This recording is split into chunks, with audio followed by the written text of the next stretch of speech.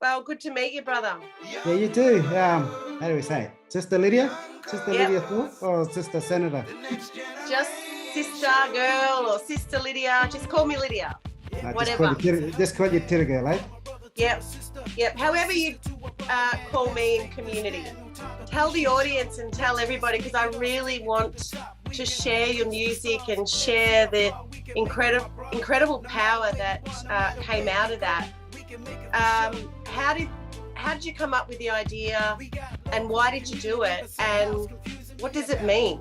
Like as I was saying before, like my grandfather, he grew me up, but he used to tell me stories about him being beaten by the police, and bullied by the police. And there was this one incident where he was bullied. They hit him with their batons, and they took him away. And I was probably maybe about 7 or 8, and they took him away. They took him away from me, and they locked him up in the cell. And I didn't know where he was. And then he came home and he explained to me what happened, and that sort of triggered me. But in saying this, I was listening to hip hop music when he was born, and it triggered me to write. But then I just left it. I was 8 years of age. I was just doing poetry, because we were doing poetry at the time at school. Wow. And then got closer to my younger childhood brother. But he showed me, like how to express your feelings through music. And then all of the life experiences, that number one thing that triggered for my grandfather. And I said, oh man, I remember doing this when I was 8 years of age, 7 years of age, and I want to write something about it. And as I was brainstorming, and I started witnessing a lot of stuff in my teenage years. And then we need change, and we need positive change, and we need to address these things. And that's when I started to write all of these lyrics, and it came out. And then once I started putting that pen to the paper, everything that I've seen that my people go through, or our people go through, I started to write it down. But I also wanted to empower Uncle Koiki Marbo in there, Mr. Bonner. Even we got the brother Floyd. Yes. A bit of him in there, and our activists, just addressing all different angles. And look, you do it beautifully, and you do it in the most empowering way that tells a story of truth, but also your own journey, and that resonates with Aboriginal people across the country. And seeing them young fellas in the video, I just thought of, young fellas from where I come from, and, they should have just as much right to a bright and prosperous and healthy future as everybody else in this country, and that's just not the case. I'd like to hear more about the other song that you mentioned as well. One called Don't Cry. Don't Cry was actually written in 2009. Now, this is another journey, but it's also a journey that I see for sisters that are going through domestic violence, like young mothers that are struggling. There's some of the parts there in my life where I remember that mum, she had to do a lot by herself. But I dedicated this to the mothers, as well as the sisters, as well as going through everything. So like some of the sisters that hear this song, Don't Cry, it's I get words back from the sisters. You made my day, brother. It picked me up because I'm feeling down, and it's the vibration of music, but at the same time it's the words that are helping them to get through their day. If they're feeling the same struggle, or even if they're feeling down, they need to pick up. That's Don't Cry. And the other one is Justice. Justice is all about empowerment, but seeing through our eyes. Most of my music that I do, I like to see it from we as Indigenous race. We need to voice our opinions. We all see the struggle. We know that it's there. We know that it's underneath the carpet, whatever. It could be racial, or it still could be even body language as walking into the shop and placing money into the hands of the shopkeeper, and then all of a sudden them putting it on the can and not back in their hands. So little things like that, it's still there. It's still hidden. It doesn't have to be a formal thing, but the physical really exposes the behaviour. So, that's right, and and that's where everyone's doing their bit. You're doing your bit, I'm doing my bit. But we're all heading in the same direction, and towards a goal of eradicating the injustice that happens to our people every day, but also exposing it through song and dance and music, and me as a politician in the parliament, and our people who do this beautiful artwork on canvas, telling their story of survival and injustice. Just one thing I'd like to mention about just going back a bit, if they're lost, and there's small circles of crime rates and everything that's going on. We need to strengthen our kids culturally. They talk about stolen generation, and that there's a gap. So my grandfather just came out of a mission probably like 80 to 90 years ago, something like that, and because he was taken away, he always said to me, you got to be strong to know where you come from, and to know where you're going, you need to know where you come from.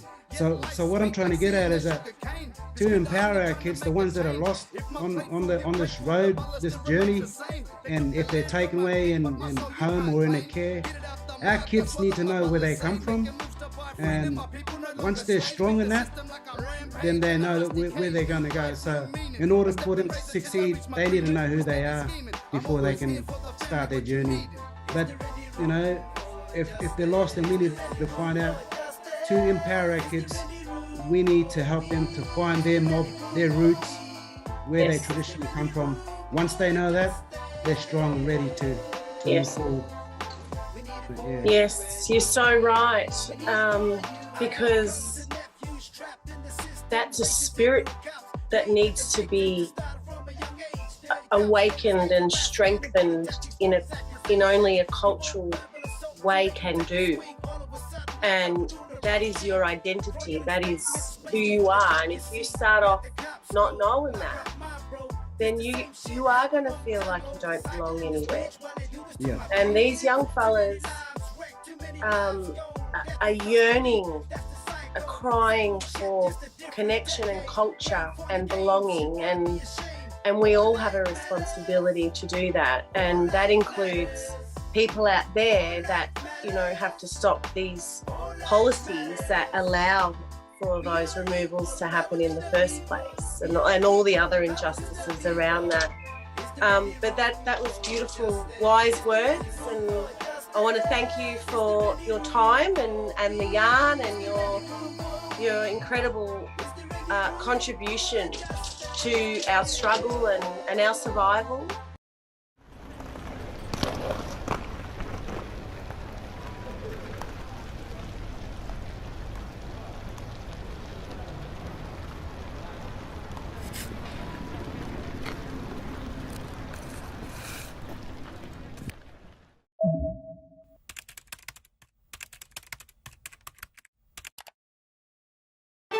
Young blood, young cuz, the next generation.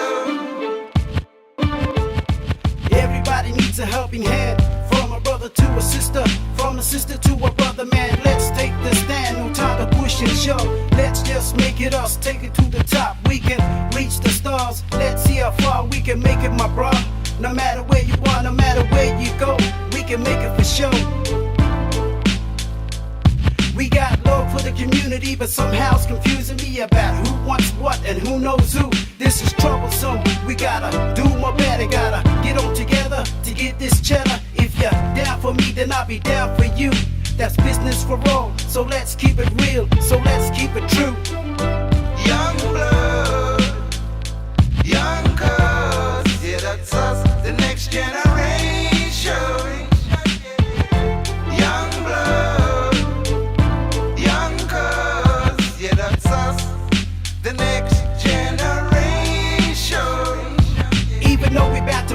there's a will, there's a way. We can make it day by day. Power to the people, we are all human beings, should be treated as equal. No one is perfect, but jealousy is the curse. This is not fiction, this is fact. But if we work together, we can hit right back. To get rid of this curse, we have to be on top and maintain the hustle to be on top of the struggles. Young blood, young cuz, yeah, that's us, the next generation. Young blood, young cuz, yeah, that's us, the next generation. In this life that we need to lead, where the struggle, where people are doubted in society, we know one day we're gonna go through this misery of this life, of being insanity. What do we witness? A whole lot of wrongs, a whole lot of rights, a whole lot of fights, a whole lot of pain, a whole lot of change.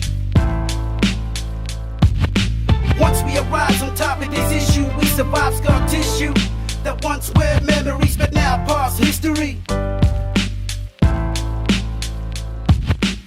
Life's not easy, life's not hard, life's what we make it, we never fall apart. It only takes us to stand on the words that we say, to keep our thoughts true no matter what we do, no matter where we go. We learn from mistakes to help us, to teach us, that gives us the knowledge. Young blood, young cuz, yeah, that's us, the next generation. Young blood, young cuz, yeah, that's us, the next generation. Young blood, young cuz, yeah, that's us, the next generation. Young blood, young cuz, yeah, that's us, the next generation.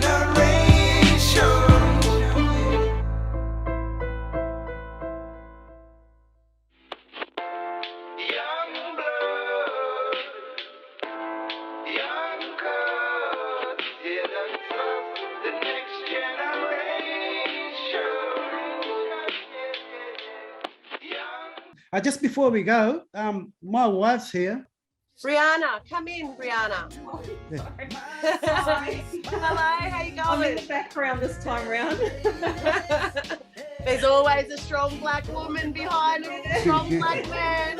Well, it's about time that he's finally getting his music out there, and I've seen him doing all the hard yard, and now it's all coming into play now. So thank you so much. Yeah, thank you. Yeah. Look, you know, when a song touches your soul, it's like, wow. Because, you know, I have moments where I feel like shit, and when you see that and you feel that, you go, yes, that's why we're doing it. Just keep going. You got to keep, you know, no time to get sad and depressed about things. Yeah. Songs like that just pick you up and keep the fire burning. Yeah. Yeah, well, I'm getting into clothing now. So I was at the Australian Fashion Week. That was back in June. Yep. Yeah, but I'm here to support my hobby. Try not to. Well, sorry, hubby, but we like kind of get the link so that we can buy some Yeah. Parliament. Yeah. Well, I'd love to have something on you, sister. You wanted to do that. I wanted to actually. Because she actually got an excellence award yesterday for her business. I'm a finalist. Yeah, a finalist in the Congratulations. Chambers of Commerce with the James Cook University. So Yeah, no, it's deadly. And, you know, I was going to say in the interview that, you know, I haven't been the biggest fan of rap. And I really struggle to kind of follow the words because it's so fast. And I hear my 13-year-old daughter listening to WAP, and I'm like, wait, did she just say that? And Kayan, my daughter Kayan, she's like, yeah, Mum, you know, you're too old, you should be listening to this stuff, this is what everyone's listening to. And I'm like, yeah, I didn't even understand half of it, but when I really tuned in, I'm like, oh my God.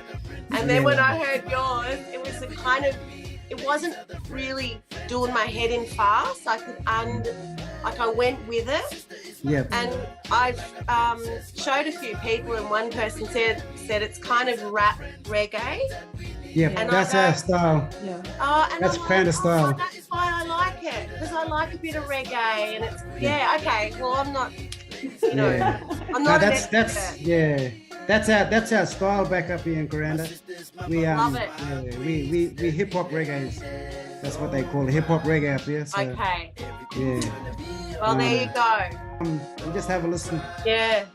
Yeah, deadly. And I I'm appreciate it for my daughter as well. Hey, like. Yeah. Listen to this, Blak, not that one. We need the conscious for our people to for them to have and listen to bit of fun music, now and then. But conscious music is the best music when we're talking to our people.